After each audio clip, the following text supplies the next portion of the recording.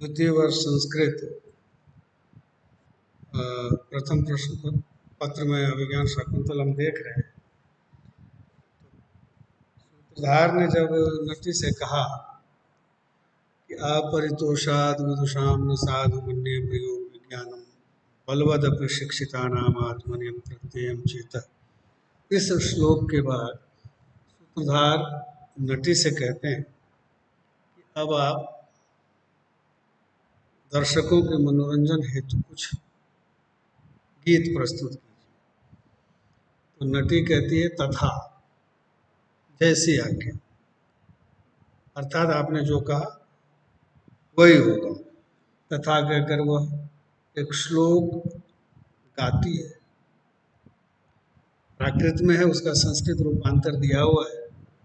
ईषद ईषद चुंबितानि भ्रमरैः सुकुमार केसर शिखानि अवतंसयन्ति दयमानाः प्रमदाः शिरीष। छोटा सा बड़ा अच्छा पद्य है कि अन्वय देखिए, दयमानाः प्रमदाः भ्रमरैः ईषत् ईषत् चुंबितानि सुकुमार केसर शिखानि शिरीष कुसुमानि अवतंसयन्ति। क्या गीत गाया?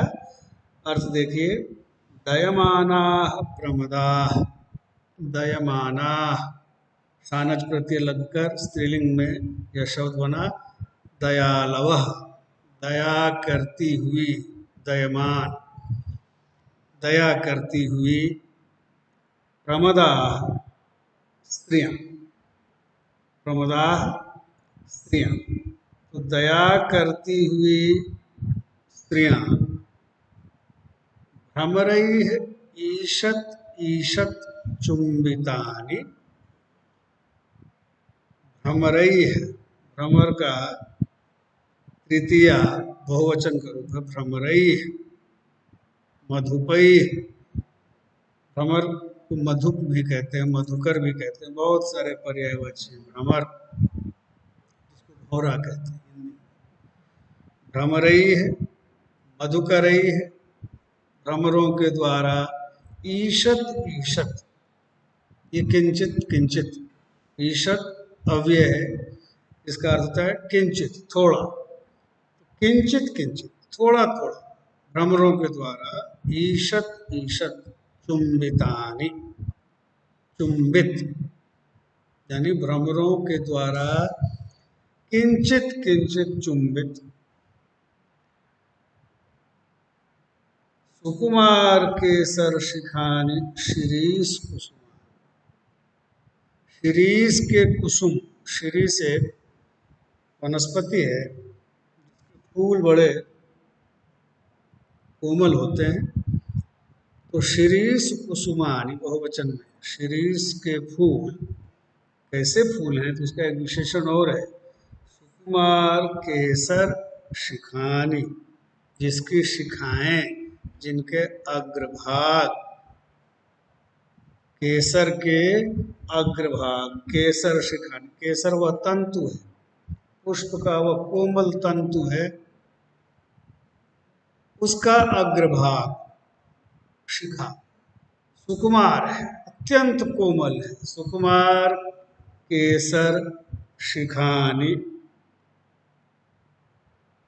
जिसके कोमल तंतुओं का अग्रभाग भ्रमरों के द्वारा ईषत् ईषत् चुंबित है। भ्रमर भी इस चीज का ध्यान रखते हैं कि ये पुष्प कहीं टूट न जाए, बिखर न जाए। तो भ्रमरों के द्वारा ईषत् ईषत् चुंबित, भ्रमर अपने आहार के लिए, शहद इकट्ठा करने के लिए पुष्पों का रस यहाँ वहाँ से ग्रहण करते हैं। तो शिरीष के पुष्प बड़े कोमल होते हैं, उसके जो उसकी जो तंतुएं होती हैं, उसके जो केसर होते हैं, वो बड़े ही मुलायम होते हैं, सुकुमार हैं। उनके अग्रभाग और भी कोमल होंगे, उनको ईषत् ईषत् चुंबिता, थोड़े थोड़े से बहुत ध्यान पूर्वक जिनको भ्रमरों ने जिनका शहद ग्रहण किया है, ऐसे शिरीष के फूलों को दयमाना प्रमदा, दया करती हुई स्त्रियां, दयमाना प्रमदा अवतंसयन्ति। देखिए अवतंस, अवतंस का अर्थ होता है कर्णाभूषण, कानों में पहना जाने वाला एक आभूषण अवतंस कहलाता है, और उसको क्रियापद बना दिया अवतंसयति, अवतंसयतः, अवतंसयन्ति, बहुवचन लट लगा। कर्णाभूषण बनाती हैं, अर्थात स्त्रियां वन में शिरीष के कोमल पुष्पों को तोड़कर और अपने कर्णाभूषण बनाती हैं। और वो शिरीष के फूल कैसे हैं? तो भ्रमरैः ईषत् ईषत् चुम्बितानि, भ्रमरों के द्वारा कुछ कुछ चूमे गए, और सुकुमार केसर शिखानि, जिनके केसर की शिखाएं, जिनकी तंतु शिखाएं अत्यंत सुकुमार हैं, कोमल हैं, ऐसे शिरीष के पुष्पों को स्त्रियां बहुत ध्यान पूर्वक तोड़ती हैं और अपने कानों के आभूषण बनाती हैं। स्त्रियां इस चीज का बहुत ध्यान रखती हैं।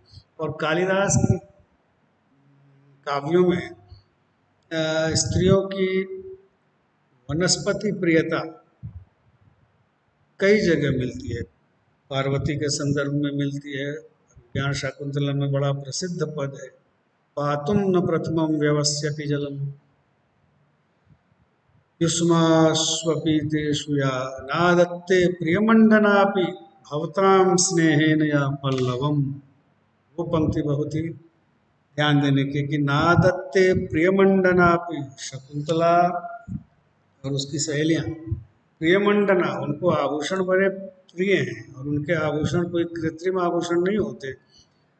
वो वन में रहने वाली देवियां हैं, तो वनस्पतियों को, फूलों को, पत्तों को, इनको ही वो अपने आभूषण के रूप में प्रयोग में लाती हैं। तो कहा नादत्ते प्रियमंडनापि भवतां स्नेहेन या पल्लवम। उन वनस्पतियों की इतनी देख रेख और इतनी चिंता वो करती हैं कि मंडन प्रिय होने पर भी, आभूषण प्रियता उनके स्वभाव में है, फिर भी वो उन्हें नहीं तोड़ती। यहाँ भी कहा ना दयमाना प्रमदा, स्त्रियां दया करती हैं वनस्पतियों पर, शिरीष के कोमल पुष्पों पर दया करती हैं, और उनको बहुत ध्यान से तोड़ती हैं और अपने कर्णाभूषण उनसे बनाती हैं। इसके ठीक पूर्व अभी ग्रीष्म ऋतु का वर्णन था। सुभग सलिलावगाह आटल संसर्ग सुरभि वनवाता प्रच्छाय सुलभ निद्रा दिवसा परिणाम रमणीया, अभी पढ़ा। तो ये ग्रीष्म ऋतु में ही शिरीष का पुष्प आता होगा, ऐसा प्रतीत होता है। तो ये है इस श्लोक का सरलार्थ। अब आप देखिए कि इसमें जो छंद है वो उद्गाथा या गीति, उद्गाथा या गीति छंद है इसमें।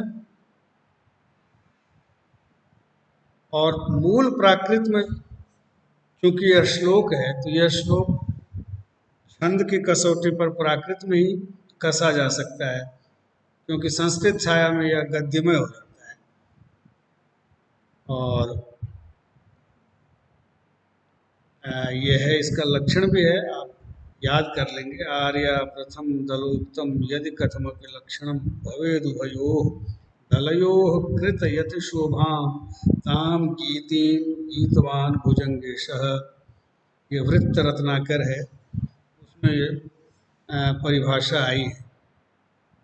इस गीत को सुनकर सूत्रधार अत्यंत प्रसन्न होते हैं, कहते हैं आर्ये साधु गीत, हे आर्या आपने बहुत अच्छी तरह से, अहो रागबद्ध चित्त वृत्ति आलिखित इव वर्तते सर्वा। इस गीत को सुनकर रागबद्ध चित्त वृत्ति, इनकी चित्त वृत्ति रागबद्ध है, ऐसी चित्त वृत्ति वाले मानो आलिखित ही सर्वत्र, सभी जन आलिखित यानी चित्रित से, लगता है पेंटेड है, लोग जो बैठे हैं सभा भवन में उस रंगशाला में सब चित्रित से बैठे, स्थिर बैठे, कोई हलचल नहीं है।